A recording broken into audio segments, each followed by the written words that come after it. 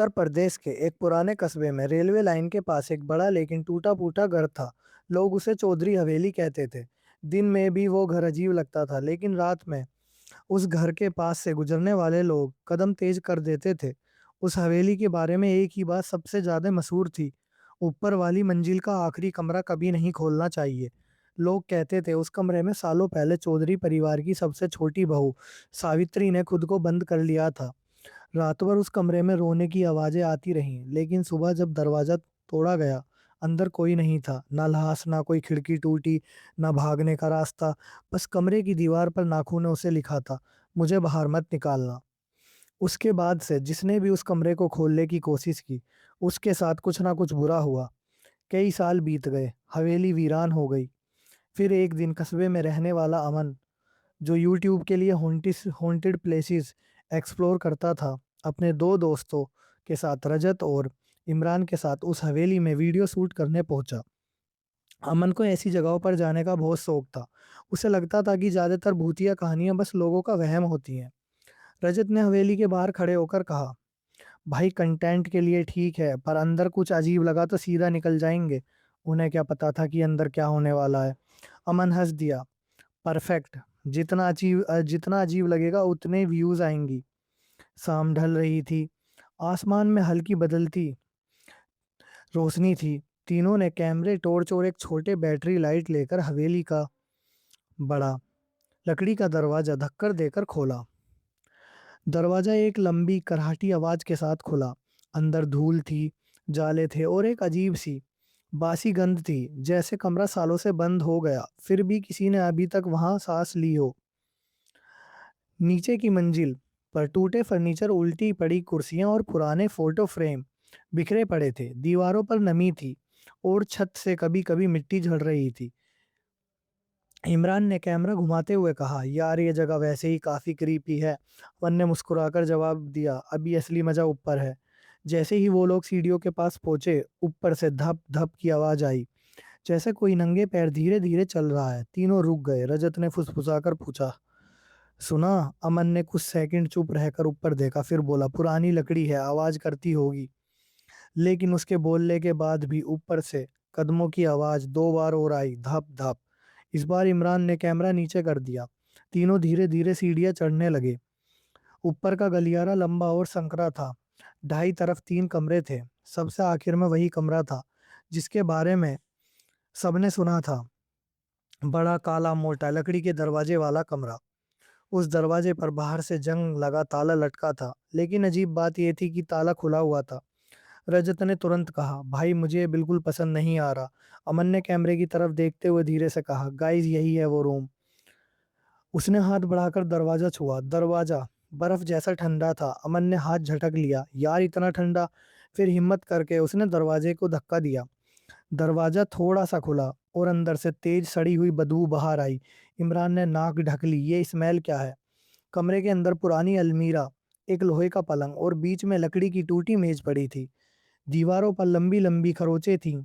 एक कोने में टूटा आईना रखा था और खिड़की पर मोटे कपड़े टंगे थे, जिससे बाहर की रोशनी भी अंदर नहीं आ रही थी। लेकिन सबसे अजीब चीज पलंग के सामने वाली दीवार थी। वहां धूल में उभरे हुए, जैसे किसी ने बार बार उंगलियां से लिखा हो, दरवाजा बंद करो। रजत तुरंत पीछे हट गया, बस देख लिया, अब निकलते हैं। अमन ने मजाक उड़ाते हुए कहा, अरे ये सब पहले से लिखा होगा। तभी उनके पीछे से धड़ाम। तीनों पलटकर देखे, कमरे का दरवाजा अपने आप बंद हो चुका था। इमरान भागकर दरवाजे तक गया, हैंडल पकड़ा, जोर से खींचा, दरवाजा नहीं खुला। रजत चिल्लाया, अमन मजाक बंद कर, खोल इसे। अमन की हालत भी अब बदल चुकी थी। मैंने बंद नहीं किया। इमरान ने पूरी ताकत से धक्का मारा, लेकिन दरवाजा जैसे बाहर से किसी ने जकड़ रखा हो।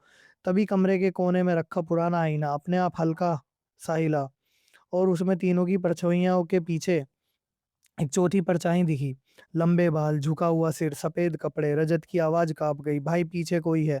तीनों एक साथ पलटे। पीछे कोई नहीं था, लेकिन आईने में वो अब भी खड़ी थी। धीरे धीरे सिर उठाते हुए अमन ने डर के मारे कैमरा उसी तरफ घुमा दिया। स्क्रीन पर कुछ सेकंड स्टैटिक आया, फिर इमेज साफ हुई और उस कैमरा स्क्रीन में जो दिखा, उसे देखकर तीनों के पैरों तले जमीन खिसक गई। पलंग पर कोई बैठा था, एक औरत, घूंघट जैसा सफेद कपड़ा, नीचे लटकते हाथ और पैरों की उंगलियां जमीन को बस हल्का हल्का छू रही थी।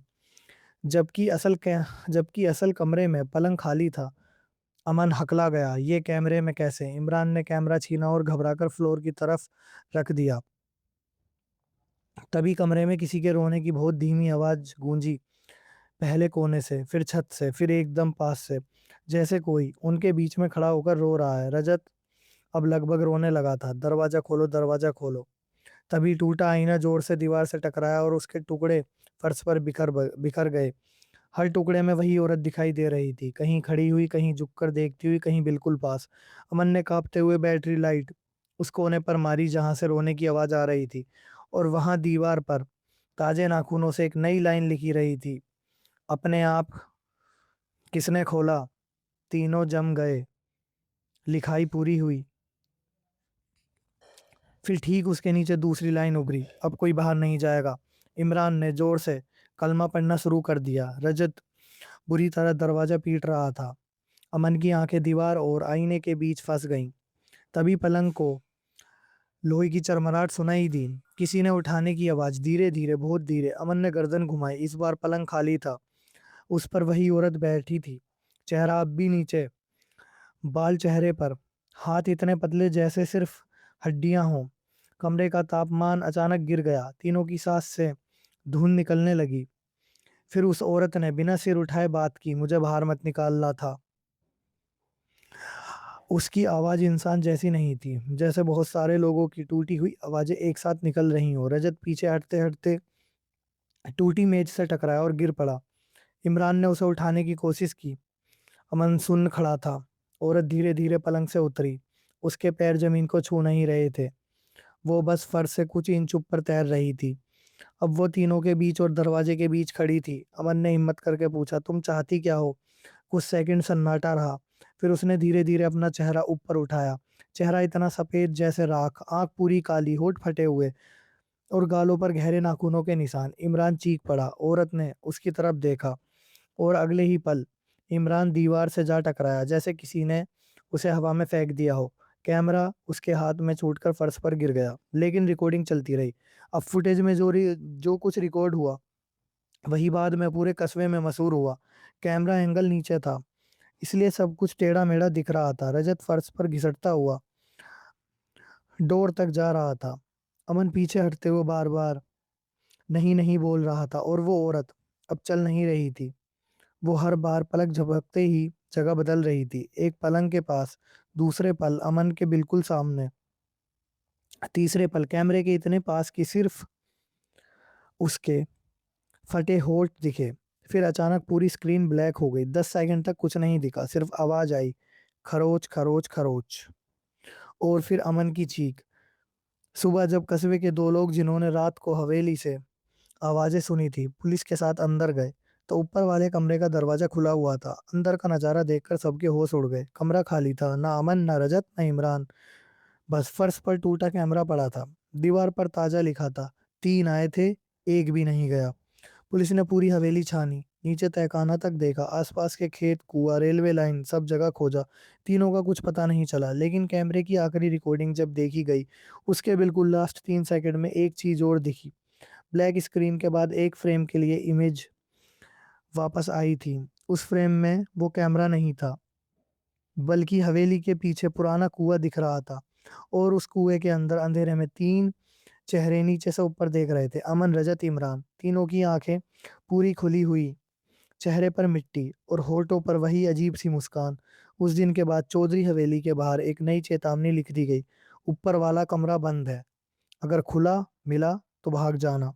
और आज भी कहते हैं, अगर कोई रात में उस हवेली के पास खड़ा होकर ऊपर वाली मंजिल की तरफ देखे, तो आखिरी कमरे की खिड़की के पीछे 3 साए दिखाई देते हैं, और उनके पीछे एक औरत खड़ी होती है, सिर झुकाए, जैसे अब भी किसी के आने का इंतजार कर रही हो। तो ये थी आज की कहानी। बताना आपको कैसी लगी मेरी डरावनी कहानी। मैं डेली ऐसी हॉरर स्टोरीज लाता रहता हूँ जो ट्रू इंसिडेंट पे बेस होती हैं। तो ऐसी स्टोरीज के लिए मेरा चैनल सब्सक्राइब कर लो, लाइक करो, फॉलो करो, कमेंट करो।